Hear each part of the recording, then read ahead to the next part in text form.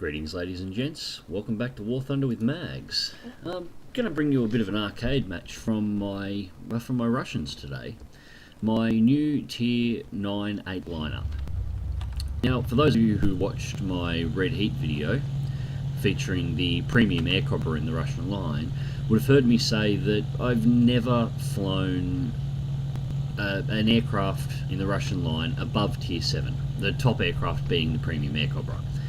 Part of the reason for this is when I started playing, which was just previous to patch 1.27, I believe, the Russian planes were broken badly. They got the nickname TIE Fighters, and they got it for a reason. They could fly in the vertical without losing speed. They would turn on a 10-set piece. They were effectively equipped with plasma pulse cannons. They would annihilate anything they hit. They were severely broken, and badly. This no longer seems to be the case. At about 1.33, they started seeming to fly like a normal aircraft, and as such, seemed to lower in popularity. I still didn't buy one though. I was still skeptical whether or not this fix would stay in place, but here we are in patch 1.35, and this still seems to be the case. So I decided I better bite the bullet, buy one, because I want to fly some of the higher level Russians, and it's going to take me forever to get there. It's going to take me forever to get there if I'm only flying level 6 and 7 aircraft. So far, I've been impressed. The LA5 and the LA5FN remind me a lot of Focke-Wulf 190s, sort of beginner versions. As you would have seen in some of my other videos, and no doubt you've watched other YouTubers, the planes are easily outperformed by aircraft that have more specific roles. Focke-Wulf 190s will dive faster, they are quicker aircraft and carry more firepower. The 9Ts and so on are easily outmatched by most 109s. However, these are very beginner-friendly aircraft. They're for people who are just getting into the game, just going down the Russian line. They've picked that as their tree. Try and get this guy in the runway. Yes, I'm still doing live commentary at learning how to talk while flying. I'm arguable how good I'm at it, but I'm doing what I can. They're good aircraft overall. They handle well, they maneuver well. They do what you ask of them without feeling, you know, like you're flying a spaceship instead of a World War II era fighter. Whether or not they're overpowered or not, I'll leave that up to you guys to decide. I personally don't think they are anymore. I personally have no problems avoiding them when they're shooting at me. I have no problems killing them.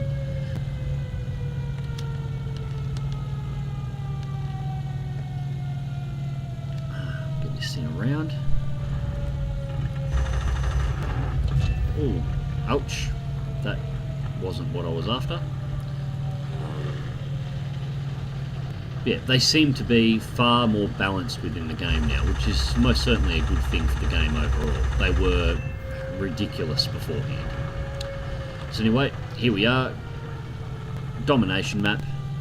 Just trying to keep the enemy off the runway at this stage in time. They got a really good run in at the start, and we're being swarmed fairly hard here.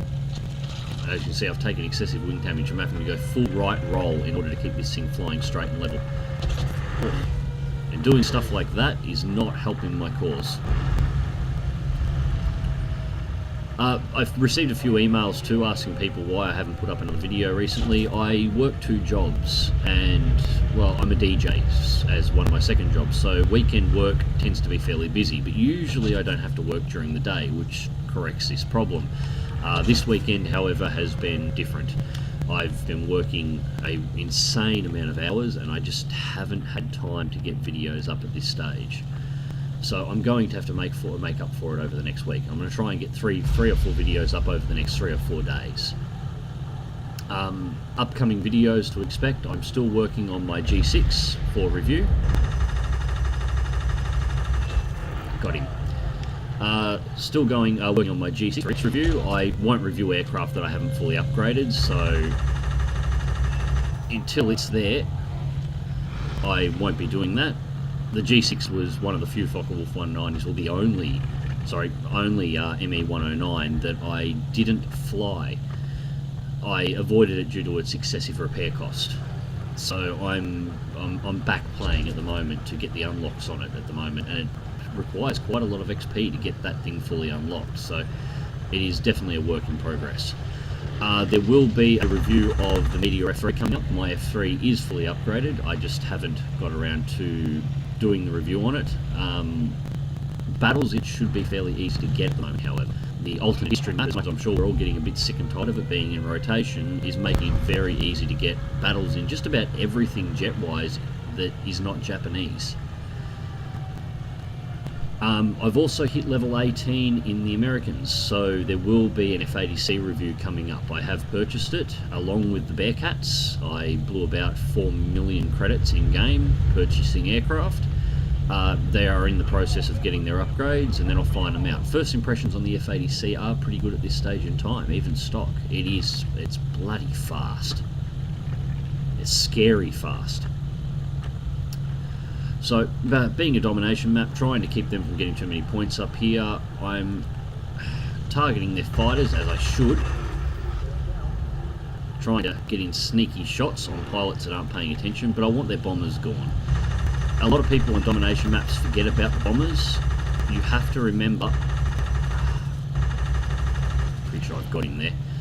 You have to remember on all domination maps, ground targets count to your ticket. Towards your tickets in match. So if you ignore the ground targets and the enemy team eliminates them all, while it won't secure them the win, it will drop your ticket count so much that even with 2 runways, if they only have a single one, if they take out all your ground forces and their ground forces are still intact, I'm going to lose the plane. It will give them enough of an advantage that even with a single runway, they can still win. Always eliminate bombers. Never leave them flying around. We're going to bring out the 9T. I mean, as I said before, much like the LA5 reminds me a lot like a very new player-friendly 109, but far more rounded in its capabilities, making it more easy to fly for players with less experience. The 9T, or the Yaks in general, remind me a lot of ME109s. Again, they don't have the extreme performance capabilities of their parent aircraft, but in the case of the 9T and the 9K, they come with a derp cannon, so that's always good. For balance side on these aircraft, it makes sense, I guess. At the start of the war, the Soviet Air Force was, well, the USSR was fairly limited on its aircraft capabilities. They were very behind technologically. It makes sense that their aircraft would fly very similar to the best planes they'd encountered at the time. The best planes, of course, being German. So the comparison seems sick. Well, see the 9T derp cannon in action. It's a 37mm cannon. It's going to rip anything it hits to pieces. It does spread if you burst fire more than a couple of rounds. The 9K is even more severe than that. Any more than one round will cause massive spread. It's actually a lot harder to get kills than you think. If you watch the way I'm shooting in the aircraft I'm shooting at here, all the kills that I get that are easy are pilots that are flying in a dead straight line. If they're maneuvering, if they're being unpredictable, if they're making themselves hard targets to kill, hard targets to hit, you will struggle, even more than in an aircrobot, getting the guns on this thing onto the target to actually make the kill. And there's the match, capped out. So yeah, if anybody is having issues flying against things like the 9T and the 9K and being killed by them constantly, have a look at the way you're flying. If you're flying straight and level, you're asking for them to shoot. They will line you up, they will pull the trigger, and you will die. If you be unpredictable, they will struggle to lay shots into you. So how did this match go anyway? Well, we came in third, we lost one plane, we got 6 kills. Top of our team was 9. Not sure how the guy above us got more. He lost 3 planes for 6 kills, but somehow got more points. Must have got more assists. What are the 2 little? Invincible Yak pilot. Yeah, fair enough.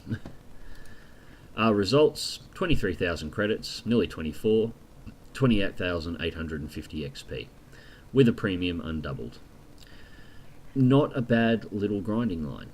Now my plans for this line, since I want to trial aircraft like the MiG-9 and so on down here, and the Yak-15, I'm very interested in finding out whether or not it's as crap as my opinion of it is, and as I've been told it is, or whether or not, being a level 16 jet and Russia being the most heavily played line, whether or not it's actually okay, but it's been a lot of pilots flying their first jet have been piloting them, which is why their performance is very low.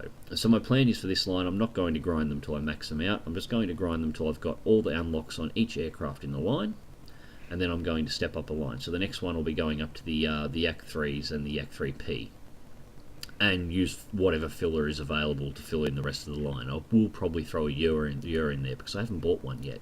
I'm curious on how they perform as a heavy 4-engine bomber, especially now there's area targets. So there it is, just a little arcade match, nothing special. It's 3:30 Tuesday morning here at the moment. It's the first time I've had all in the last 4 days to really assemble a video. So apologies for making it short and sweet, but I've hoped you've enjoyed.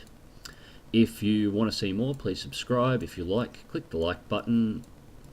And, well, fly smart, fly safe, and I'll catch you in the skies.